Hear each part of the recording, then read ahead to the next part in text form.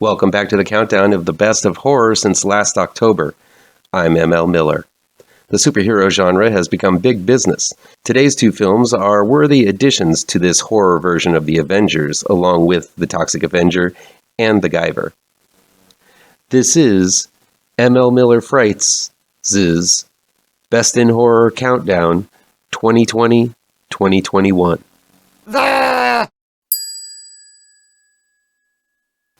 Number 27. PG Psycho Gorman was released January 22nd, 2021. It's available streaming on Shudder and on demand and digital download from RLJE Films. It's written and directed by Steven Kostanski. When a pair of kids, Mimi, played by Nita Josie Hanna, and Luke, played by Owen Meyer, are playing an innocent game of crazy ball in their backyard, they accidentally unearth a power gem that unleashes a long-buried scourge of the universe. Dubbing the monster Psycho Goreman, PG for short, Mimi and Luke control it as long as they possess the power gem. Meanwhile, across the universe, the Gygax Council, the same group of beings who imprisoned Psycho Gorman long ago, get word that he is loose again, so they send a powerful warrior, Pandora, voiced by Anna Tierney and played by Kristen McCullough. Back on Earth, the kids are having a blast with Psycho Gorman, voiced by Stephen Vlahos and played by Matthew Ninaber, making them do one crazy stunt after another. But creatures from across the universe are descending upon Earth to enact their revenge on what Gorman did in the past or punishment for escaping his prison. Okay, I'm going to come right out of the gates saying Psycho Gorman is not going to be a movie for everyone. If you have difficulty lowering your snout to watch trauma films like The Toxic Avenger or Toho-inspired monster flicks like The Guyver, then you're not going to be the type of person this movie is made for. If you didn't grow up on Power Rangers, most likely the over-the-top fight scenes, bulky costumes, and broad drama will be seen as too goofy to be invested in. There's an undeniable sense of innocence and wonder to Psycho Gorman, despite the massive amounts of gore and all shades of wrong going on. I'm sure there are fuddy-duddies out there that simply can't find it in their hearts to give PG a chance. If that's you, that's fine. I'm sure there'll be another A24 sorrow porn release coming out soon that takes horror deathly seriously for you to wallow in. The rest of us will be over here having a blast with the latest from the deliciously demented mind of Steven Kostanski. Boiled down to basic elements, Steven Kostanski is a lover of all types of genre films. His past works have paid homage to John Carpenter with The Void, Italian giallo with The Editor, cheap sci-fi with Manborg, and grindhouse debauchery with Father's Day. His newest film takes these Toho monster movies and adds a little bit of trauma goodness to make a film that is way better than it should be. Psycho Gorman is full of surface-level laughs, soppy gore, and hokey but fun stunts and effects.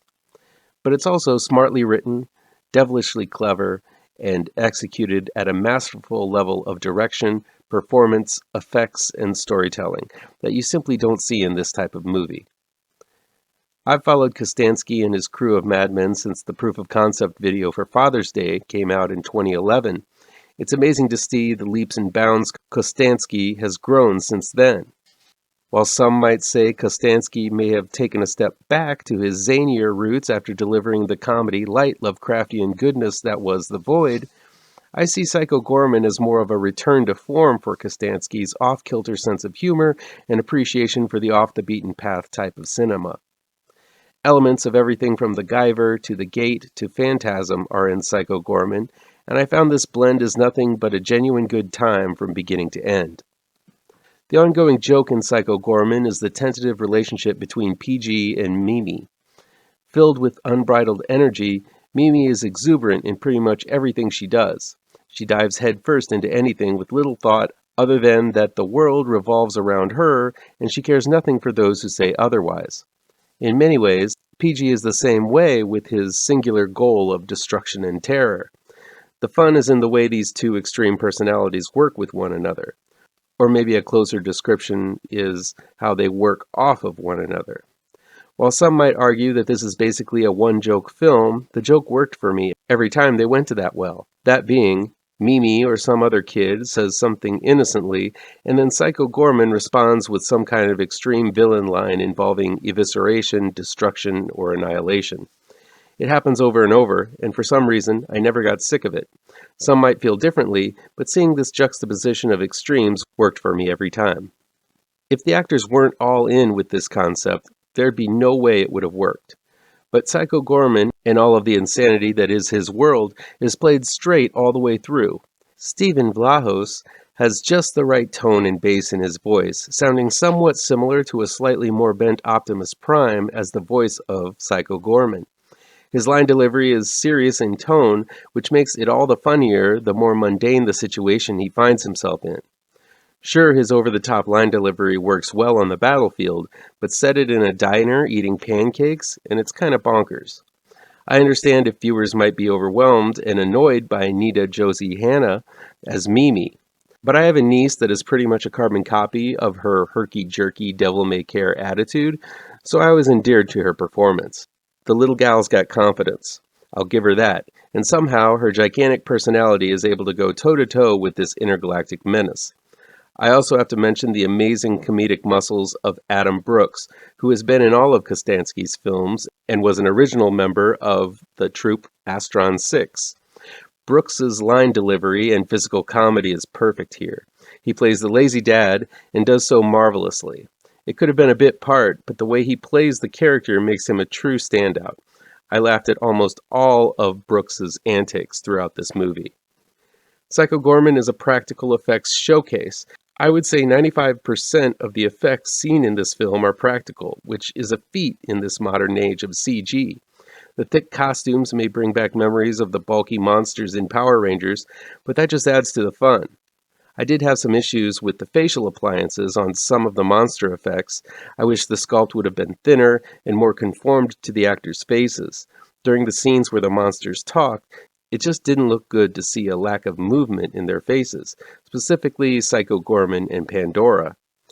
These two being such prominent players in this film, I wanted them to have a better range of movement in their faces so that they could emote more, but they just didn't have enough for my tastes.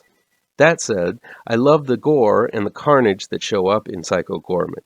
Not only are heads and spines torn from bodies in bloody glee, but there's a creativity to the terrors that PG doles out. I love the idea of one of PG's victims reliving the moment he crosses over between life and death for eternity, and the accompanying effects. Another standout is a cop that is turned into PG's minion, who looks as if he was turned inside out. There's a creativity behind these effects and character designs that you simply are not going to see anywhere else.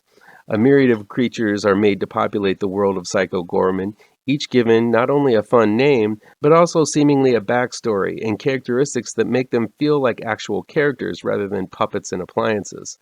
Two of my faves are Tube Man, who seems to be a brain and eyes squished into a tube, and reacting kind of like Beaker from the Muppets to pretty much any type of news he hears. I also loved Death Trapper, a walking meat grinder who grinds up his victims and shoots the blood and gore at his other opponents. I could see t-shirts, lunchboxes, and action figures come from Psycho Gorman. There's a very mainstream yet edgy quality to this film over most of Kostanski's films. I know I'd pick up a set of figures myself if they were available. In many ways, Psycho Gorman feels like it was built from the same mold as the Toxic Avenger. I think your feelings on Troma's mascot are going to reflect how you feel about this film. If Troma's idea of wonky fun isn't your thing, I'd say you'd feel the same way about Psycho Gorman. But while Kostanski brings a level of craftsmanship, humor, and skill that is much more impressive than Troma, the tone remains consistent, while still surprisingly family-friendly. I had so much fun with Psycho Gorman. Though we may disagree, PG is the hero we all need in these dark times. See this film with your family, and laugh and love, and maybe vomit together. For the bonus review, I chose to pair Psycho Gorman with ARCHENEMY, a fine movie on its own, but honestly, it's not a horror movie. That's why it didn't make it to the main list. ARCHENEMY was released on December 11th, 2020. It's available for digital download and on demand from RLJE Films. It's directed by Adam Egypt Mortimer and written by Mortimer and Luke Passmore. Joe Manganiello plays Max Fist, a homeless drunk who claims he was once a superhero from another dimension. Max is the kind of guy most people walk across the street to avoid, but Hamster, played by Skyland Brooks, is a storyteller in search of a story and sees one in Max. Hamster's sister, Indigo, played by Zoe Griggs, aspires to rise in the world of organized crime and is looked at as an up-and-coming prospect by the manager, played by It's Always Sunny in Philadelphia's Glenn Howerton. When a drug deal goes sideways, Max is forced to sober up and be the hero he always touts himself to be in order to save Indigo and Hamster. But is Max really a superhero, or just a sad and delusional man? Spoiler for this review, I'm not going to reveal the answer to that question. Too bad. You'll just have to see the movie yourself. Director Adam Egypt Mortimer has delved into the supernatural with his previous film, Daniel Isn't There, so he isn't a stranger to the psychological side of the genre cinema. Through Archenemy, Mortimer blends elements from The Fisher King, Unbreakable, and The Wrestler to deliver a raw and street-level superhero tale that really doesn't matter if the superheroics are all in Max's head or not. What matters in this film is the evolution of a beaten man into something that matters and what he needs in order to achieve it. That's the heart and soul of Archenemy, and you can feel it in every painful glimpse of Max's life. Mortimer pulls no punches in showing how down and out Max really is, taking any kind of drug and alcohol simply to cope with the loss of his previous life. Max may very well be telling the truth, or at least what he believes to be the truth, with his ramblings about being able to punch through molecules, battling arch rivals, and being worshipped by the masses for his heroic deeds. But those days are long gone, and the strongest bits of Archenemy map out how far Max has fallen and the difficult climb to try to be something like the marvel he once was.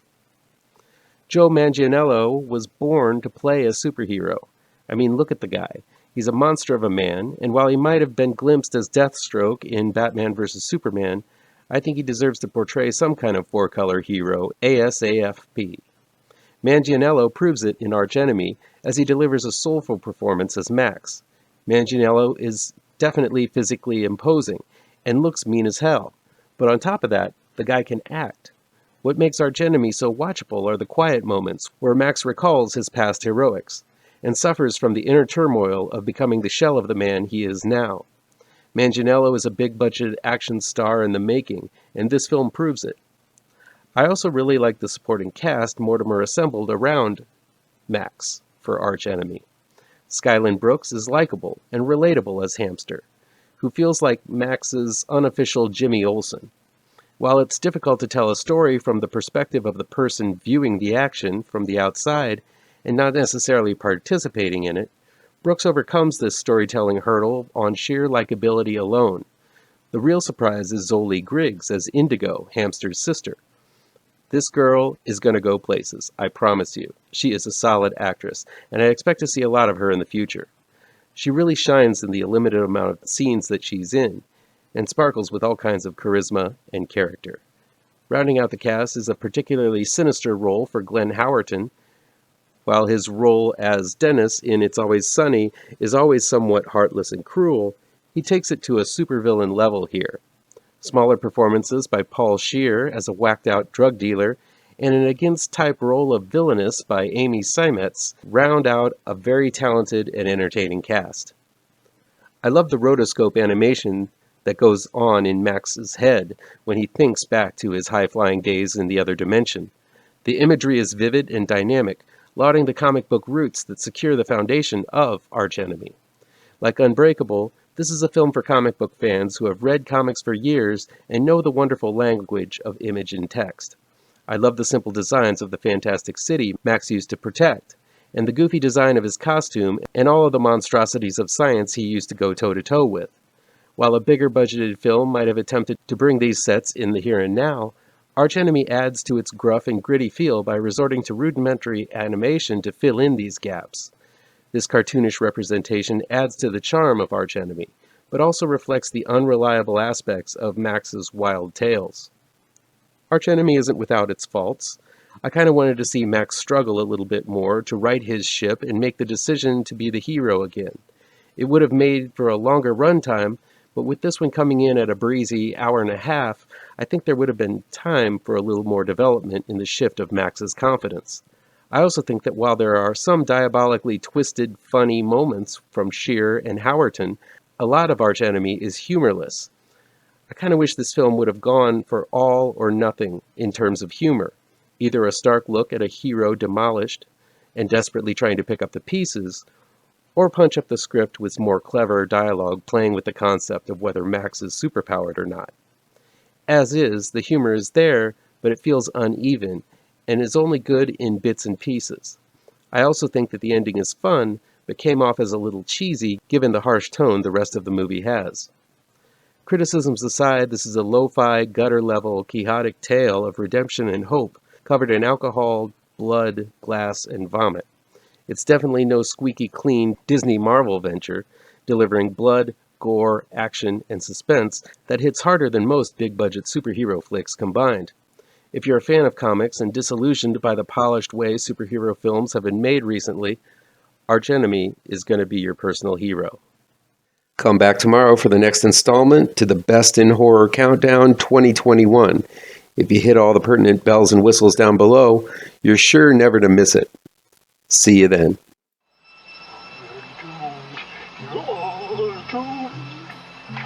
You're doomed to live the life you're meant to be, stuck inside your